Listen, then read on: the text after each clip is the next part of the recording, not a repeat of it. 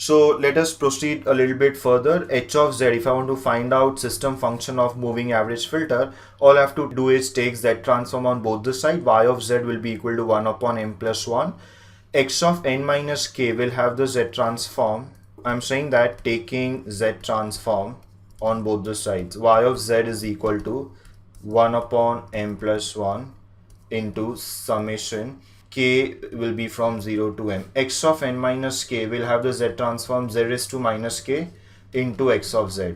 And x of z is independent of k, so it can come out of the summation. If I divide y of z by x of z, I get h of z. H of z is y of z upon x of z. So it becomes 1 upon m plus 1 into summation z raised to minus k, where k will vary from 0 to m. Now we have one very important formula of this is nothing but a GP, a geometric progression series, where the lower limit is 0 and upper limit is some constant m. So we have expression for the summation of this standard series, according to which we get 1 upon m plus 1 into the denominator is 1 minus the common ratio. The common ratio will be z raised to minus 1, z inverse, that will be the common ratio, because you can see the first term will be z raised to 0, which will be 1.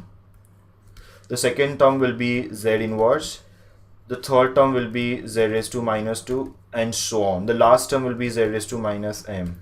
So you can see the common ratio is z inverse, and because the last term is a finite term, z raised to minus m, the numerator will be 1 minus z raised to minus, it will be m plus 1. So this comes from the formula of summation of standard series that we have. Now I can further write this as, I'm going to replace z with e raised to j omega. If I do that, I'll get h of omega equal to 1 upon m plus 1 into 1 minus e raised to minus j omega into m plus 1, because z is replaced with e raised to j omega, divided by the denominator will be 1 minus e raised to j omega, but there is minus 1 as the power, so it becomes e raised to minus j omega. Now I'm going to do a small arrangement of terms. This 1 upon m plus 1 will remain as it is. What I'm going to do is I'll take out e raised to minus j omega m plus 1 by 2 common from the numerator. If I take that out as common term, here it was only 1, and if I'm taking out something common, I'll have to cancel that term completely.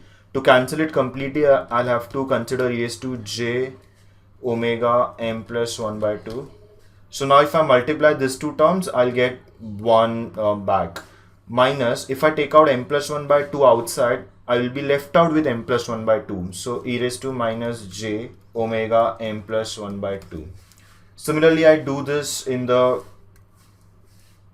denominator also. From denominator, I'll take out e raised to minus j omega by 2 common.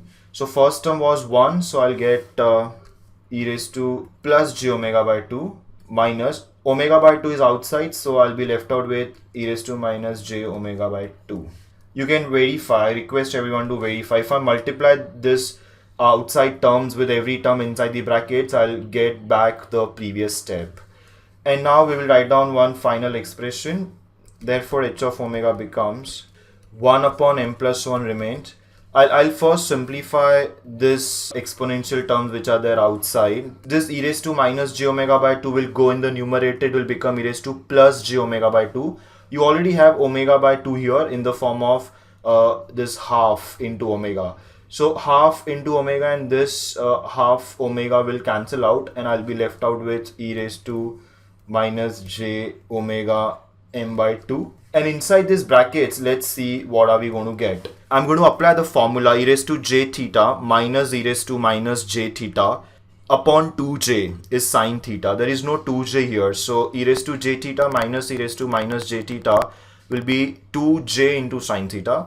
And same formula I'll apply for denominator also. So 2j will cancel out, and the numerator will have sine of theta, which is in this case sine of theta is sine of omega into m plus 1 by 2, and the denominator will be sine of omega by 2. This is what I get. This is my final expression for h of omega. Now why we want this? We simply want it that because you can see h of omega will become 0 every time this numerator sine term will become 0, and the numerator sine term will become 0 whenever the angle becomes multiple of pi. So by using that representation, we will find out various values of omega at which this function becomes 0, and that will give us perfect nulls in frequency response at all those corresponding values of omega, and that's how it will become a comb filter.